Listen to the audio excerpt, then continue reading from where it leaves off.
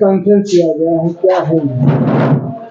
जी देखिए, कल शहर कोतवाली में एक घटना घटी थी, एक पारिवारिक मामला था। उसी के संदर्भ में पक्ष विपक्ष दोनों वकील बैठे हैं, श्री कृष्णा पाल जी और श्री नीतीश गुप्ता जी।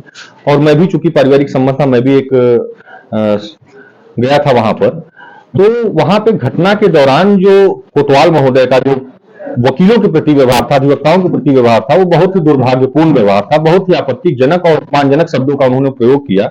इनको समझाने के दौरान, पीड़ित परिवार को समझाने के दौरान, उन्होंने वकीलों के प्रति बड़ा ही अपमानजनक शब्दों का प्रयोग किया कि वकील तो लड़ाने के लिए होते हैं, वो फीस चाहते हैं, उनका तो काम बनता रहेगा, जब तक दो लोग मुकदमा नहीं लड़ेंगे तो वकील का पैसा कैसे चलेगा। तमाम प्रकार की उन्होंने बातें कही। और उसके बाद कहते कहते वो मर्यादा की सारी सीमाओं को तब लांग गए जब उन्होंने एक शब्द का प्रयोग किया कि आप पिता पुत्र हैं, आप सुलह कर लीजिए और ऐसे वकीलों के मुंह पर थूक दीजिए। तो इस शब्द का हमें घोर आपत्ति है और पूरा अधिवक्ता समाज आज आक्रोशित है। चूंकि नवरात्रि का महीना चल रहा है, पुलिस प्रशासन की भी व्यस्तता है, इसलिए भी हम लोगों ने बहुत डिस्टर्ब करने का प्रयास नहीं किया। हम एसपी साहब से बात करना चाहे, लेकिन उनसे बात नहीं हो पाई है। और 2 दिन का 3 दिन का भी समय है, आपके माध्यम से ये बात एसपी साहब तक पहुंच जाए कि क्या मामला है, वकीलों को किस प्रकार से प्रताड़ित किया गया थाने में बैठाकर।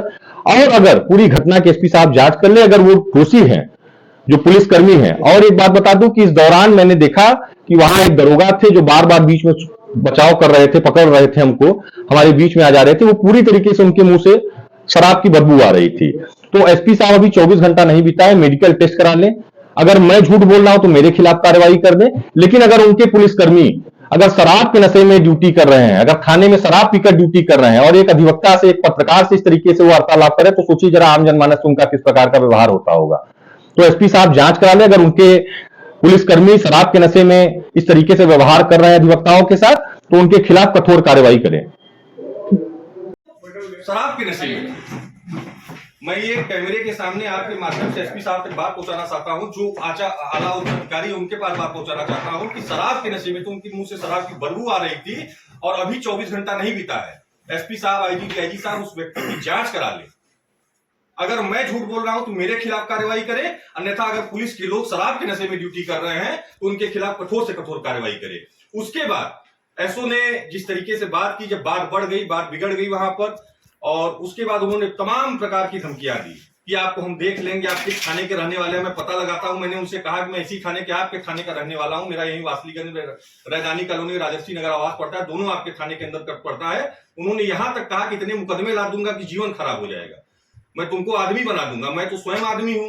अब वो किस प्रकार का आदमी बनाना चाहते हैं, चूंकि वो वर्दी में है, अब वो किस प्रकार का आदमी हमें बनाना चाहते हैं वो बताएं। मैं एसपी साहब से निवेदन करूंगा कि इस पूरे मामले की जांच की जाए।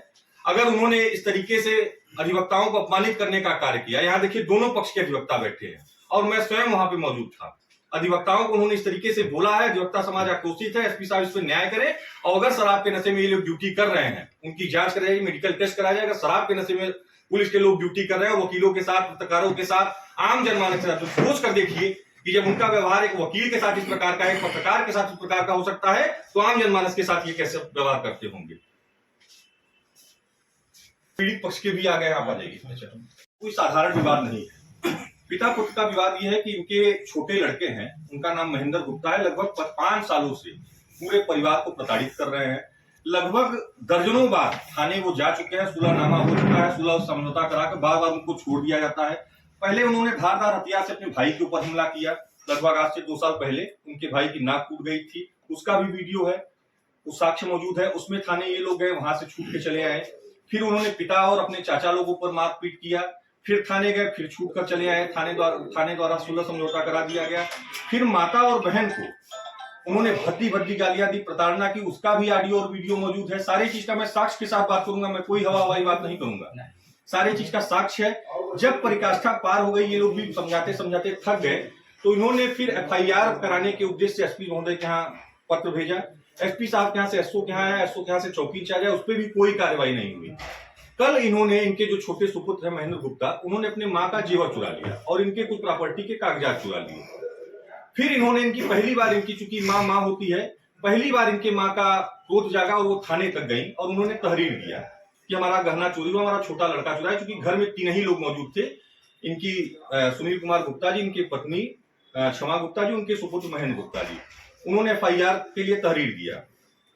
थाने द्वारा उसको 4-5 घंटे तक बैठाया गया उसके बाद इनकी माँ को बुलाया जाता है, जो आरोपित है उसकी माँ को बुलाया जाता है, उनकी माँ पर इमोशनली दबाव डाला जाता है कि आपका लड़का, अगर आप मुकदमा लिखवाएंगी तो आपका लड़का जेल चला जाएगा, वो क्रिमिनल बन जाएगा, और क्रिमिनल बन जाएगा तब आप क्या करेंगी। मतलब इस तरीके से सुलह का एक दबाव बनाया जाता है। माता जी द्वारा भी मातृ प्रेम